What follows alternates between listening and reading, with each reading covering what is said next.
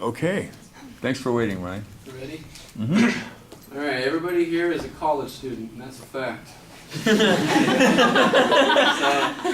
go ahead and raise your hand real quick if any of you guys in your lives right now deal with stress at all. That's everybody, that's what I thought. All right, so stress is a big deal, and a lot of people don't know how to deal with it, and one of the best ways to deal with it is actually with the use of marijuana. And so, today I'm going to explain to you guys why in California, marijuana use should be legal. And so, if it was legal, then everyone would be able to manage stress a lot better. And then actually it also helps out with our debt deficit in California. You know, that's a big thing. California's known for that. And it would stop for people using marijuana for the wrong reasons. And also there would be less use of other harmful substances that people are using, you know. They'd be using marijuana instead. And so, okay, I got a quote on webmd.com, and it says that medical marijuana, because that's what it is right now that you can use in California, it's not fully legal, but it's kind of legal. And it says medical marijuana is the use of this drug to help treat symptoms like pain, nausea, vomiting, and lack of appetite. And it's often used by people with cancer, AIDS, multiple sclerosis, glaucoma, and other conditions. And so the reason that this drug is so big and it helps people out with these, you know, these serious diseases and these big problems going on in people's lives is because it has an ingredient in it called THC, and what it does is it makes you feel more relaxed and your stress goes away. I mean, it might not work for some people, but it definitely works on a good majority of us. I mean, even if you haven't tried it, I'm not saying I've tried it, but I've heard from people, you know, resources online that this is a big deal and this will help you become stress-free in your life. And so it eliminates stress, and you know, all of us college students, we have stressful lives. We come to school, we have part-time jobs, we got to keep up with bills if you live in an apartment like I do, and it's hard, it's not easy. So there's a lot of stress on our shoulders. And so one way to cope with all this is actually using marijuana. And then adults, the same thing goes for them.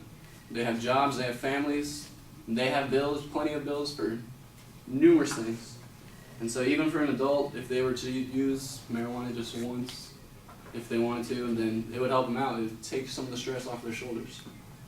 And so people do not know how to cope with their stress in their lives, and this can be a very bad thing because it'll cause depression to happen, because some people, they bottle up their stress, and some people, when they're stressed out, they release it through anger and violence, and these are obviously negative things. And by using marijuana in your lives, this would cause for these negative things to stop. There'd be less anger coming out of you for some people to show anger, and then also people will stop bottling it up, which would cause for depression and even heart attacks. And oh yeah, this was found on druginfo.com. And so yeah, there's other ways to use marijuana. If you're not a big fan of smoking something, there's other ways to use it. And what they do is they just put the ingredients inside regular food, like brownies and whatever, any kind of food. I've even seen goldfish that have it in it. So you eat something like that, and you regularly taste the difference. Like, you can't really taste the difference at all. So you can go pick up some kind of food that you like and you eat it when you get home, and then some of the stress is taken off your shoulders. And so if California was to legalize the use of marijuana, it would be sold in stores. It would be sold at a drugstore probably. And then when you go to the store, there would be another section for these foods that they make, and you'd be able to buy it. And you'd also be able to buy marijuana if you want to get it like that. And so yeah, they get the same result, you know. It's still got marijuana, you get the same result for it, and they all taste normal.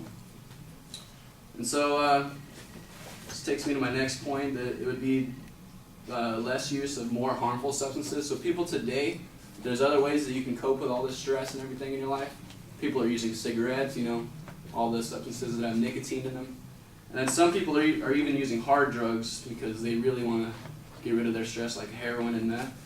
And so if the legalization of marijuana was to happen in California, Californians would be able to go ahead and change from using these other substances and go ahead and use marijuana instead. And marijuana is a lot better for you than, say, nicotine and obviously these other harder drugs. And was found on WebMD.com, along with my other quote. And so, so marijuana is not bad for you, as bad as these other substances. And that takes me to my next point about the debt deficit. California is in a big debt right now, and so if this was legalized, there'd be a taxation on it, and it'd be in stores, which would also cause for jobs to happen. We have a big problem in our economy right now with a small amount of jobs. Plenty of people are jobless, looking for jobs. So any kind of thing that results in more jobs is good. And so the taxation on it, that's going to create revenue from it for our government, and so we can pay off a lot of the debt that we owe to other countries, other states, whatever. And we would have people working in stores, people taking care of shipping it to places. So there's several jobs that get created from this. And so a lot of people today, they use marijuana for the wrong reasons. There's people that when they're teenagers, marijuana is illegal, so they want to do something bad. So this is something they're resorting to, is doing something illegal, smoking marijuana, just to rebel. Because they want to rebel against their parents if their parents are, if they're, treating them not the way that they want them to. And then also if they're trying to just rebel for anything negative going on in their life. So not everyone's just using it as a pain reliever, they're using it for these other reasons. And also one big reason is the drug cartel that's going on right now. People are smuggling drugs from other countries, trying to get it into America, mainly taking it to California. And so this would not happen anymore if it was legal. People wouldn't be trying to, smuggle it without people knowing. And so that would cause the drug cartel to go away. And the drug cartel is a serious thing because there's lots of people that get killed in this business because it's illegal, and then people are going to jail because of it. And so, so you don't want to go to jail.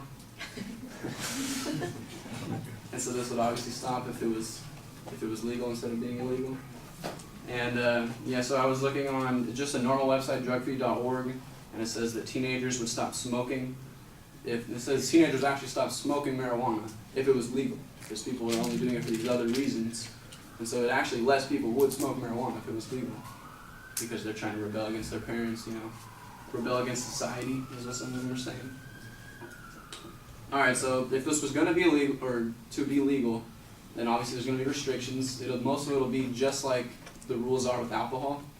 And so, you wouldn't be allowed to drive under the influence because your depth perception is off and your timing is off. And the pricing would be kind of about the same as alcohol. There'd be different pricing on it. And then also some people, they're allowed to go and buy plants. They're allowed to buy plants at your house, and then there'd be restrictions on that. You'd be allowed to have a certain amount of plants at your house. And then also you're not allowed to have just a ton on you. You can't have, just pounds of it laying around at your house. So there'd be a limit on how much you could buy at one time when you go to a store, and how much that you can have. And then also there'd be the age limit, of course. You'd have to be 21 years of age. It would be the same thing as drinking alcohol.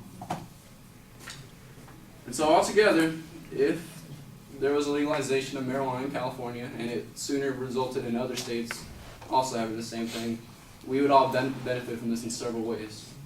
Because people would be able to manage their stress better. A lot of people don't know how to manage stress, and when they use marijuana, it helps them out a lot better. It takes the weight off their shoulders.